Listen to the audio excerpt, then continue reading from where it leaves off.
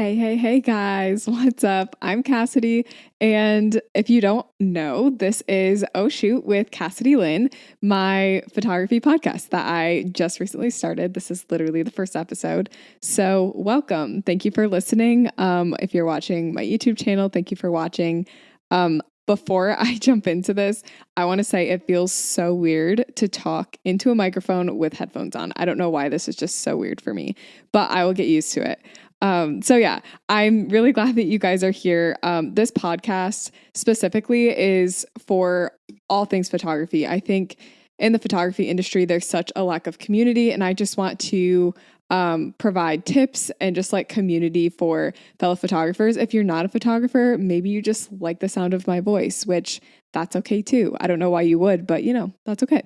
So yeah, this episode specifically is just like a get to know me episode because I just want everyone to know kind of where I'm at in my photography story and just kind of how I got there. I think that's really important groundwork before we just like jump into all of these photography tips and tricks and all of these stories. Like I just want to be real with you guys about kind of how I got to where I am. Obviously there's nothing to hide. Like I'm just, here, I'm just a photographer. So yeah, we can just jump right into it. I have my little notes here because I'm a little nervous. This is my first podcast. So I wrote notes, but maybe in the future I won't need them. And it's actually really funny that I have notes because this is literally a story about me. So I shouldn't need notes, but I wrote them anyway. So, to start it off, I am 22 years old. I live in Michigan right now. So I'm 22. My husband is 23. I actually started photography in 2016, which was when I graduated high school and went to college. Kind of to backtrack even more than that, I always was a creative person. So, in high school, I actually did hair. So I was like a hairstylist and I was really into like bridals and weddings. So I kind of was already in the wedding industry before I even started photography, which is just a funny coincidence, I think. So, I've always been creative. And when I went off to college, I knew that I wanted to join the photo team at the college that I was going to.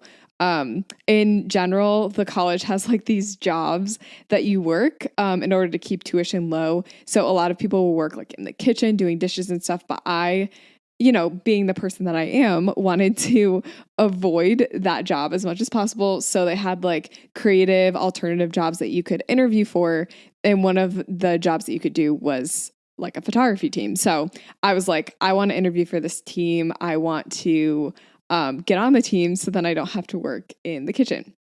So before I attended the college and interviewed, I took one of my friend's cameras and just took some pictures of my sisters. And that was kind of how I built my portfolio.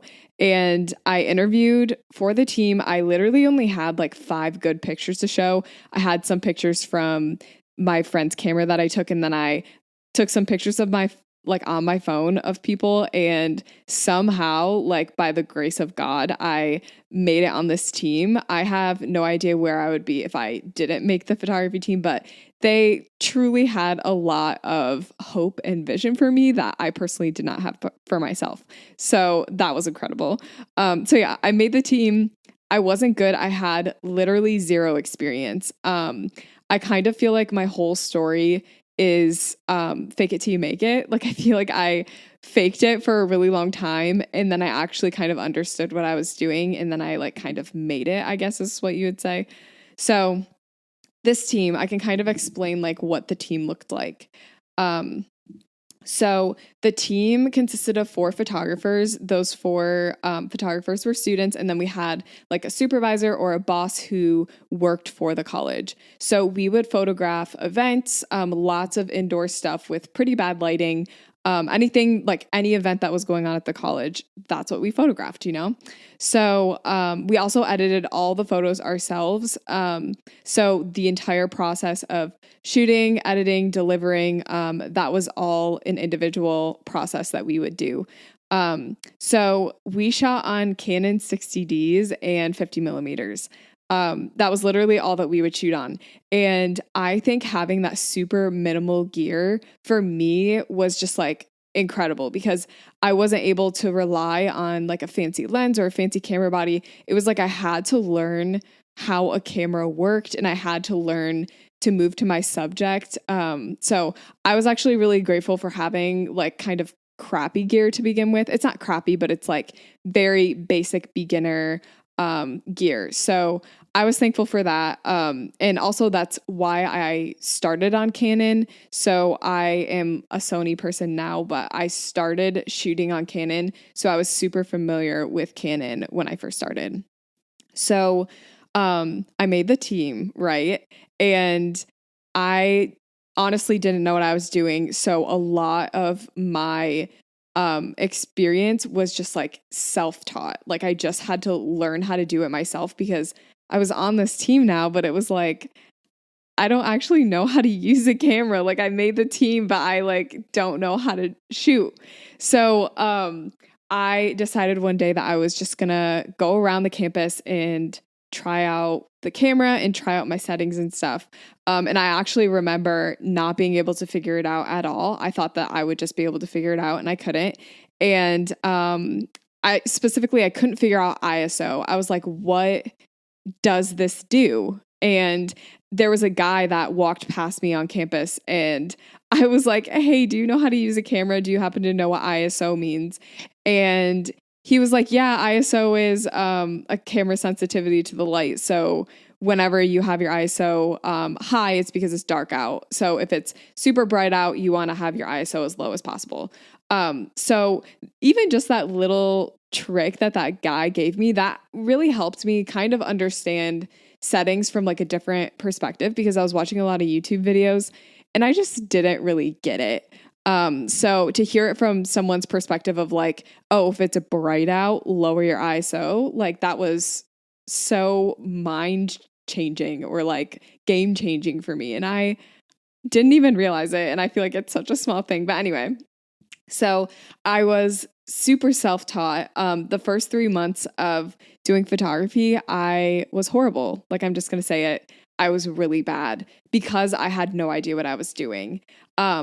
So we would shoot like a camp that would happen in the winter at the college. And that was when I started to truly understand what I was doing and I started to get better. So that was about 3 months into me making the team. And on the side, when I wasn't doing my assignments, I was actually doing portraits of my friends just to practice. So I would take out my friends. I feel like it was like almost every single time we had free time, we were going out and doing portraits and just like practicing. And I really liked that because I was just getting creative with it. There was no like cookie cutter way of doing things. It was just however I wanted to do these photos. So that helped a lot, was practicing on my friends. So like I said, when I wasn't on the team shooting, I was using my free time and shooting. I truthfully don't know what made my supervisor think that I had like this talent, but like my supervisor at the end of the year ended up asking me to take her position as the leader of the photography team and to be hired on by the college. So that was pretty mind-boggling. I didn't really think that I was super good to begin with, but I was like, whoa, like this is gonna be crazy. But it was just another one of those instances where you fake it till you make it. So I was like, sure, I'll do it. Like, yeah, I'll go and be the leader of this photography team. And I still don't really know much about photography, but yeah, I'll teach people how to do photography. So, I had to do the entire like process of picking the team. So I had to interview for photographers and then I would also have to train them. So I trained photographers on settings, editing, shooting.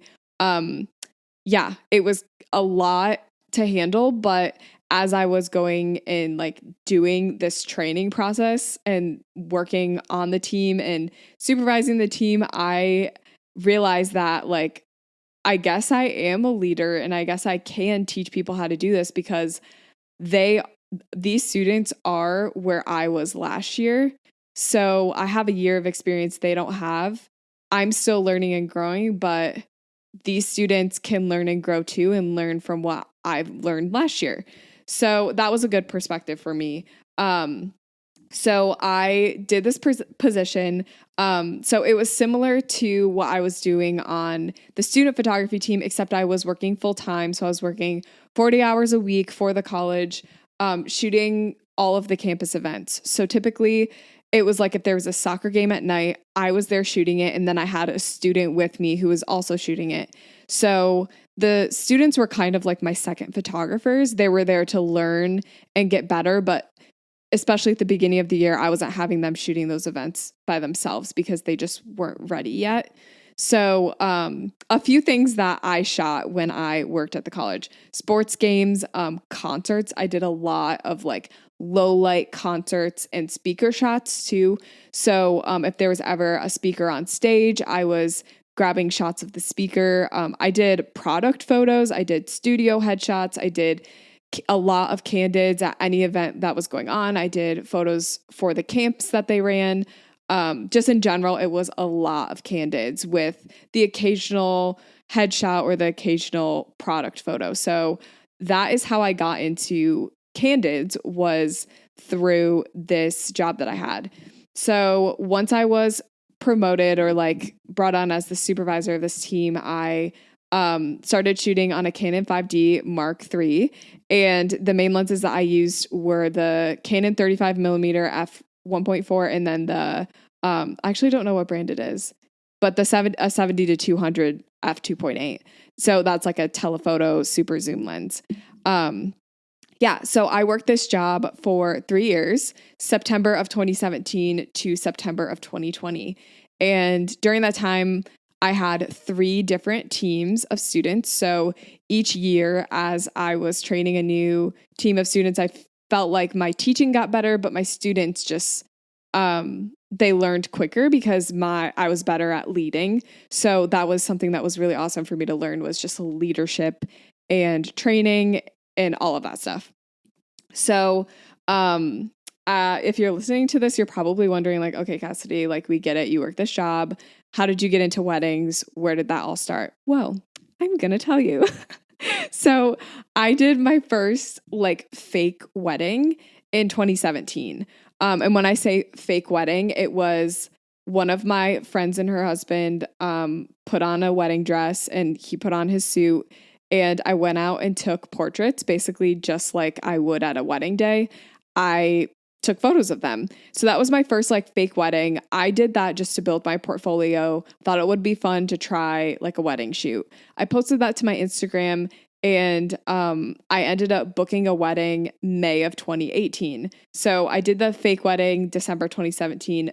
May of 2018 was when I booked the wedding, my first wedding. Oh wait, I'm totally lying. I did my first wedding ever in December of 2017, the same time that I did the fake wedding. Okay, this is all making sense. I don't even know my own timeline. So December of 2017 was when I booked my first wedding, and that was a friend of a friend. And the reason that I booked that wedding was because I posted the fake wedding photos on my Instagram, but also one of my friends was just like my biggest advocate, and she like told her friend that was getting married to hire me because I was going to be cheap and I'm new, but I'm also good. So December 2017 was my first wedding as a result of those fake wedding photos I did earlier in the year. Then after I shot this wedding, which by the way, my first wedding was literally 10 minutes of getting ready, the wedding party, the ceremony, and then bridal portraits afterwards. So I really was only there for like 3 or 4 hours. So nothing crazy. So I did this first wedding. I posted it to my Instagram. I was like, oh, maybe I do weddings now. This would be fun. Because of that wedding that I shot and posted on my Instagram, someone that I knew who was getting married in May of 2018 booked me for their wedding. So I think in between that time of December 2017 to May of 2018, I just got tons of practice. And even looking back at my wedding photos, I can see the huge improvement in that 5 months because I was still working my job and shooting like every single day. and just learning and growing in my capabilities. So this was all still while I was working at the college. I was doing this on the side. So I booked my second wedding May of 2018, and then slowly I just started booking weddings. I would just post my work. So like I shot that wedding in May, that went on my Instagram a few times on my stories. So I would say for 2018, I booked around 5 weddings. And all of these weddings were from word of mouth. They were all people I knew. None of them really were from like strangers on Instagram or anything like that. It was just like people who I knew that were getting married or people that knew someone that I knew who recommended me. So I feel like that was really important for me, was just getting those word of mouth bookings at first, because I wasn't super great. So it was kind of like a hit or miss with hiring me. So, and I knew that I could deliver good photos, but these people didn't know that I could because I didn't have that consistency yet. So at some point in there, I decided to get my own camera. So the first camera that I had for myself, actually, like backtrack, was like probably a year before this, and it was the Canon Rebel T7i, I think, and then I had a 50 millimeter.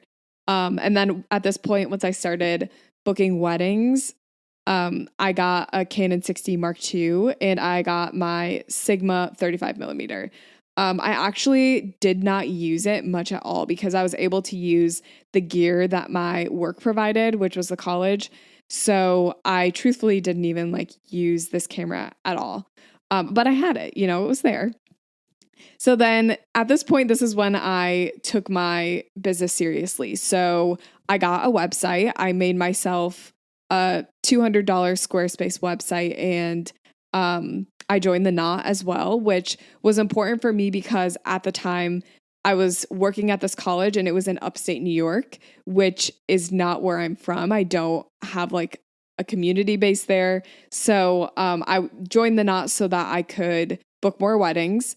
And that ended up being super helpful for me because I booked about 10 weddings in 2019 just from the Knot. So that was a huge, important aspect to my business and my growth, was being on the Knot and just getting my name out there.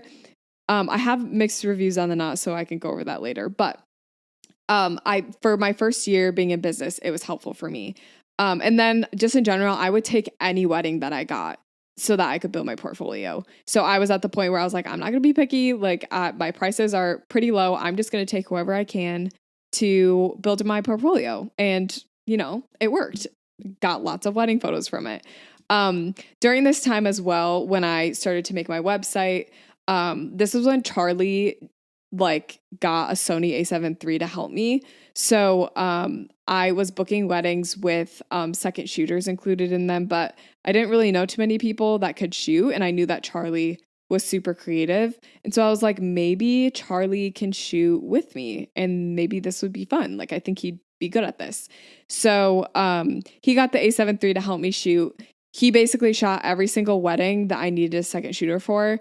I honestly can't think of any wedding I've shot without that needed a second shooter that Charlie wasn't the second shooter. I don't think there's ever been a time. I could be wrong. But anyway, during this time of Charlie getting the a7 III, he basically convinced me to switch to Sony. I was able to use this camera one day, and I, saw the difference in his work compared to mine with the Canon. And I used it for myself, and I was like, okay, this is the way to go. So I switched to Sony. And then during all of this time, so I feel like this whole timeline is a little confusing, but basically the entire time that I was working for this college was when I was doing my business part-time while working full-time for the college. And on top of that, I was working on my bachelor's degree. So I was getting a bachelor's in digital marketing and advertising through Liberty University Online. So that was a lot to handle, especially once I started to do accounting, because accounting is really hard. But I made it. I survived. I officially started my LLC in February of 2020. So that really wasn't too long ago. It was almost like a year ago. But in 2020, I shot 20 weddings. 2020 was also the year of COVID, and the wedding industry took a big hit. But I was able to shoot a lot of outdoor, small, intimate elopements, which I count as weddings.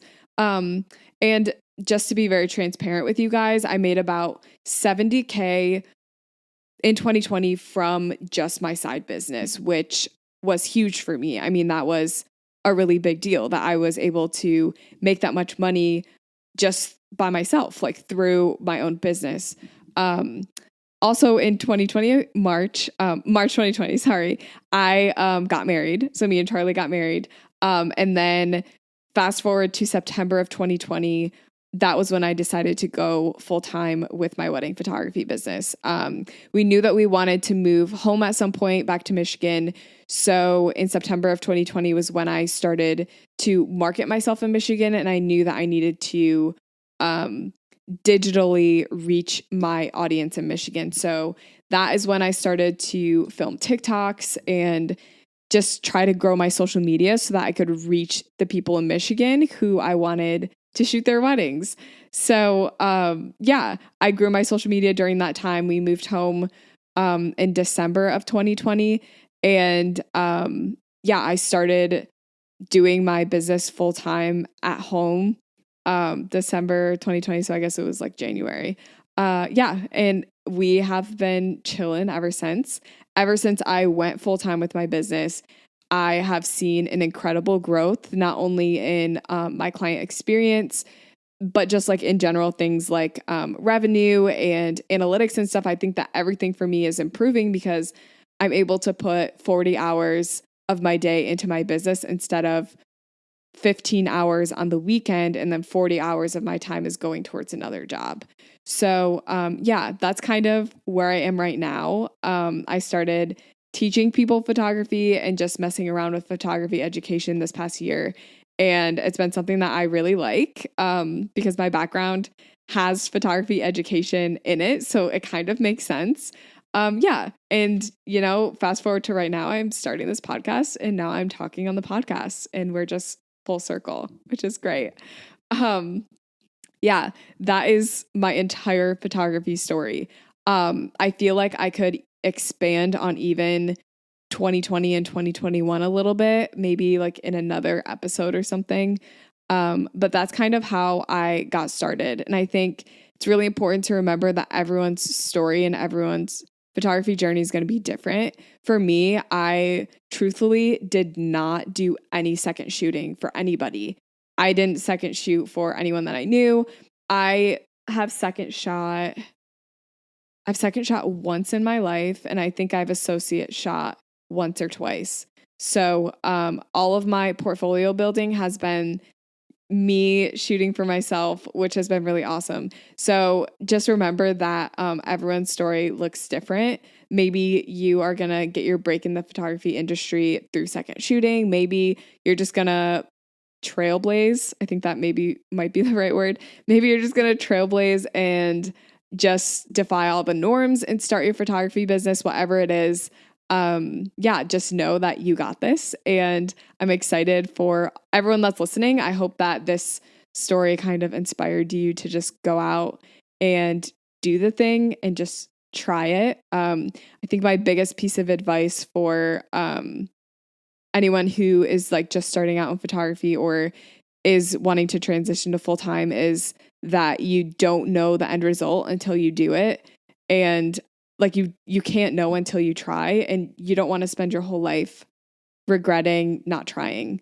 So I feel like that's all that I want to say in this episode. But thank you for listening, guys. I have tons and tons of more content coming up. I have literally a whole list from you guys on Instagram. So if you don't already follow me on Instagram, like go do that. Go smash that like button. No, don't do that. That's so weird. I really hope that you enjoyed listening. And I hope you continue listening to Oh Shoot with Cassidy Lynne, a photography podcast that is going to rock your world. Hopefully. If it doesn't, then maybe it'll just be a nice thing to listen to on your commute. Expose my mind to clarity. Oh, my spirit shudders. Capture the moment, oh, to keep my sanity. The wisdom rushing in, so much clearer now. Getting a little bit hard.